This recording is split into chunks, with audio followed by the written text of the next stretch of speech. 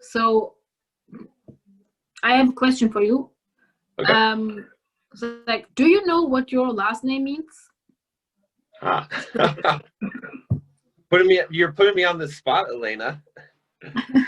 I can't even Google it now. No, I believe that it means, I mean, I've heard it from different people. My dad had always said that it means like the sun, the rising sun, or like but and then I heard someone saying it's like the everlasting sun, but you tell me. You're Actually, yeah.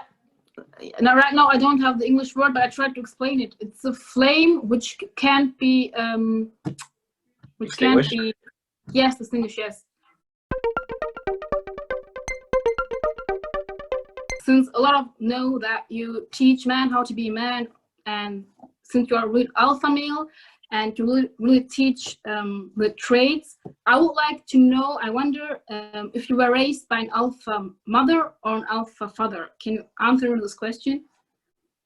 Yeah, so it's difficult to say exactly. I mean, my father was definitely like a strong man. Like he was born in Istanbul. He definitely has those kind of values.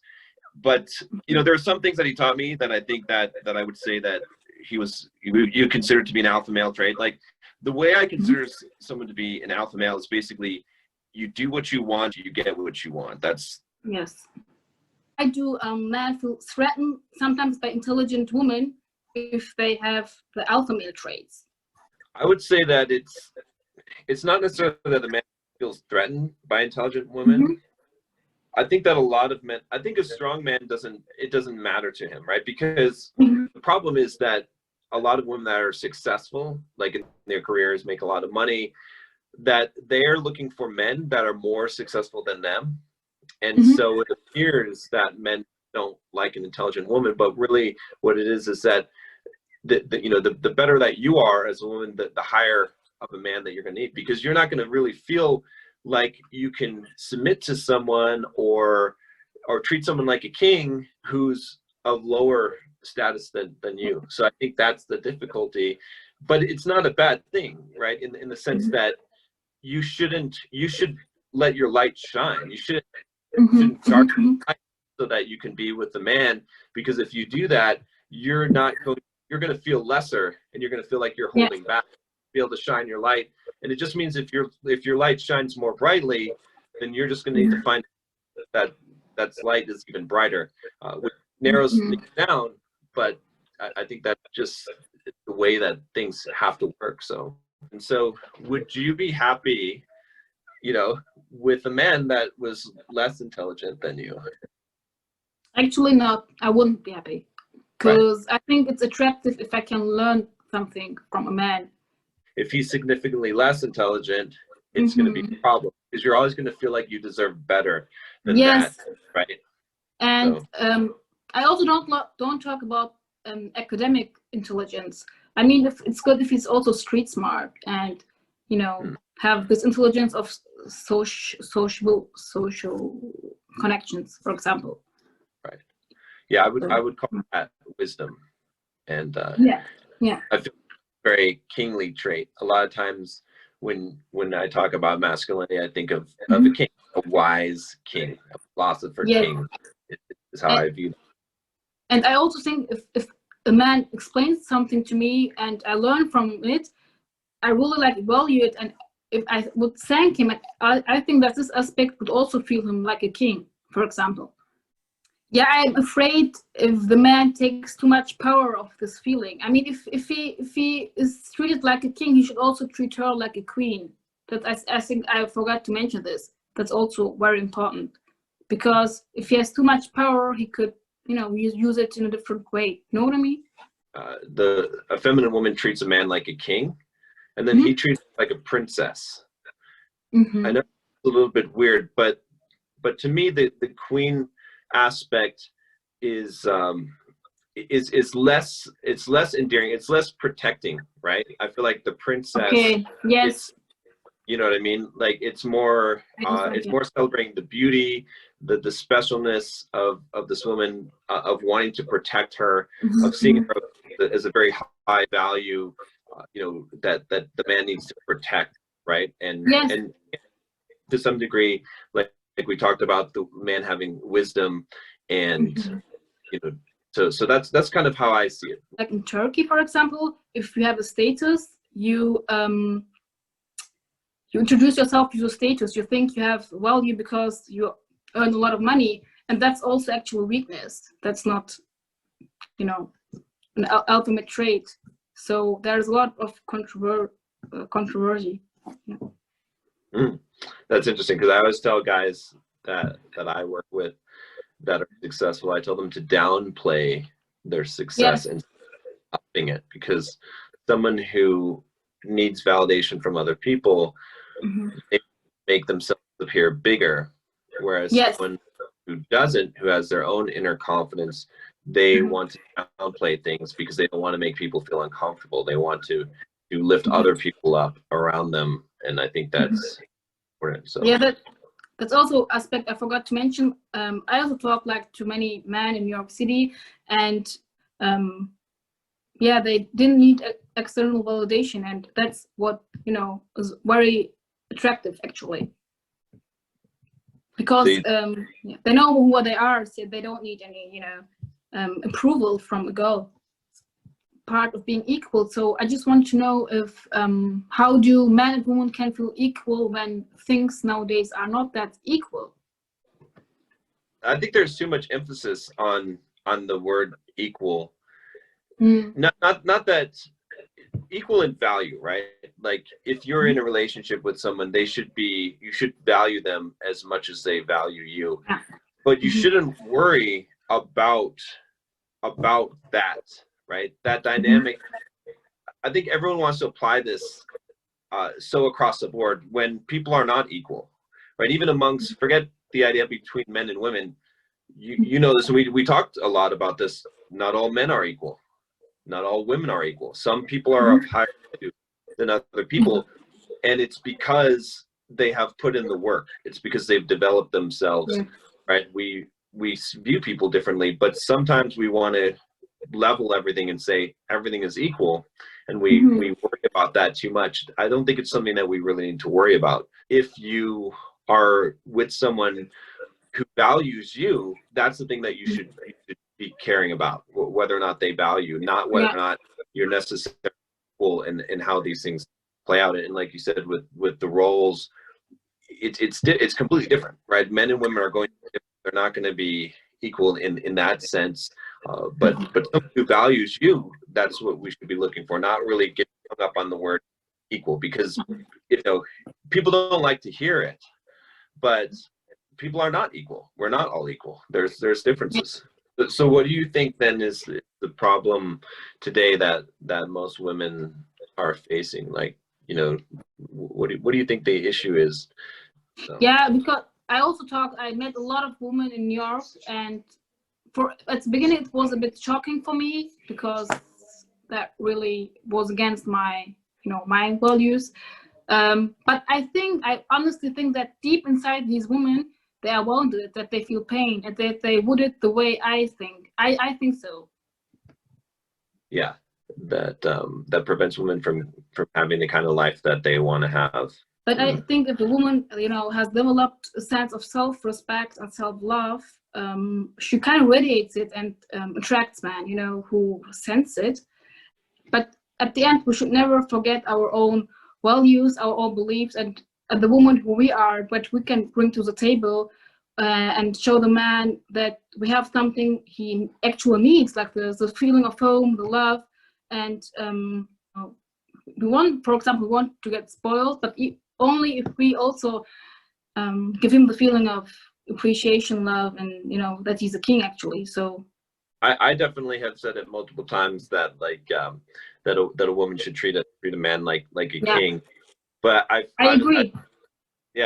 I feel like a lot of women today would not like that. Yeah, I know, You know? I know, of course. Yes, right? I agree.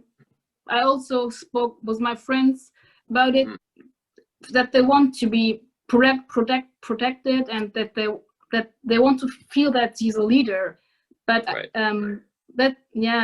that they also want to give him the feeling that he's a king. Actually, that's also what my friends are saying. I like what you said about what a man should be. What about you? What about as a woman? What's your concept of what is to be feminine? I think it's a little bit more clear what is to be masculine, but I think one thing that a lot of women struggle with today is like, what did they bring to the table so because the guy that you're describing is pretty rare, right? So what is it that you're bringing? Okay, so actually I think that a feminine woman like shows love, and that the man feels home when he sees her. And I think it's also feminine that when a woman shows that she actually doesn't need a man, but that she shows with her feminine energy that she has something which what a man needs. Actually, that's love and the feeling of home, and that she also treat him that he feels special or like a king. Yeah, no, I like that. I like that you said the feeling of home. I think that's the first time I've heard it described that way, and that's really cool, because I think that is, that's very true. I think that's what a lot of men are looking for, and they don't know the words to put it in. So yeah.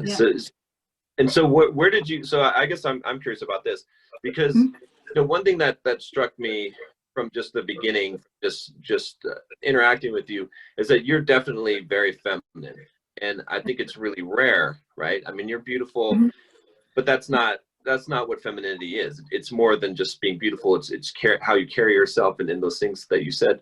So where did you get this from? Like, how did you adopt this in a society? Because you said in Turkey, is very dominant and controlling, right? In Berlin, it's very effeminate, right? The men there. So you find this femininity that you have. Where did you acquire that? I think that's also part of my nature. Like, I think so, and I was taught it, like, also by my mom was also like very feminine, but also the aspect that I live in Berlin, and that I have that I'm Turkish, but also live, for example, in New York City, made me very open-minded and broadened my horizons. So I saw a lot of women, and also then became more aware and conscious of who I am and who I want to be.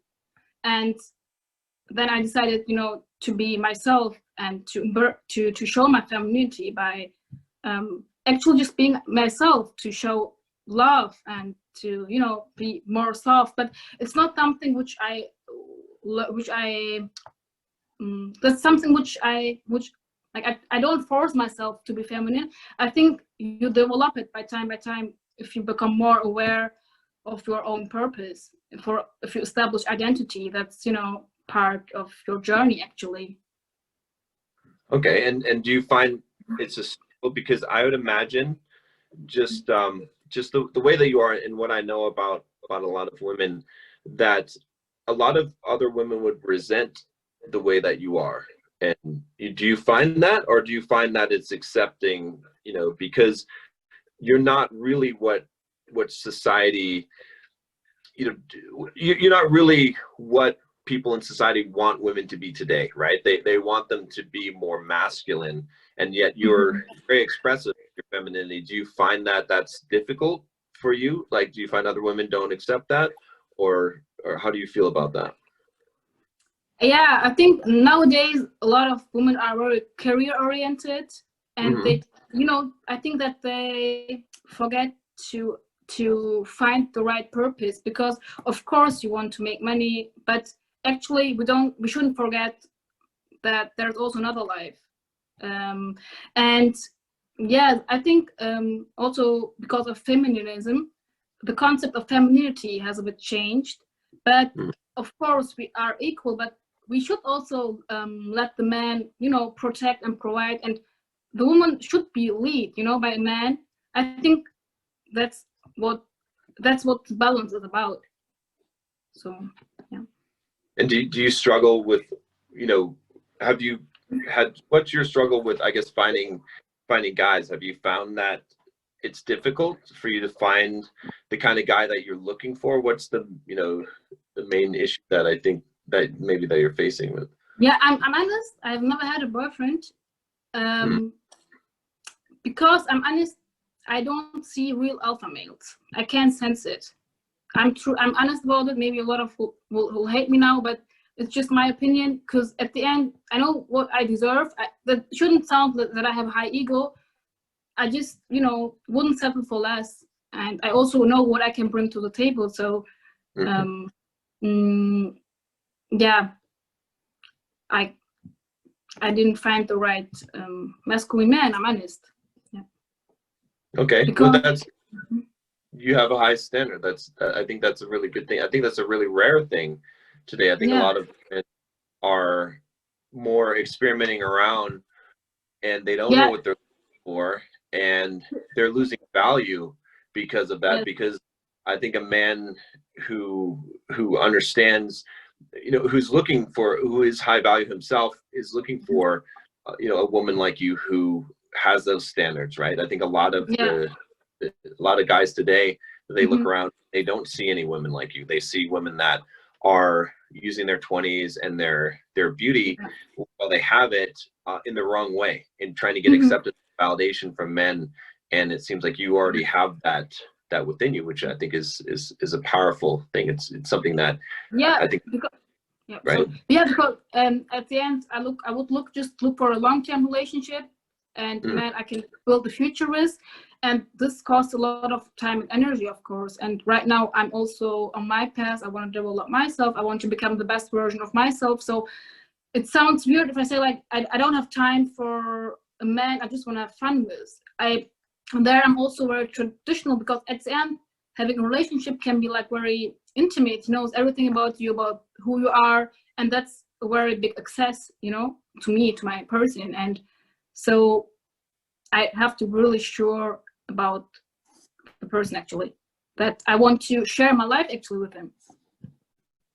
So my mom also had the dream to go to New York City actually and to start a career there. She always wanted to become a real estate agent, and to put all her life in her all her energy in her career.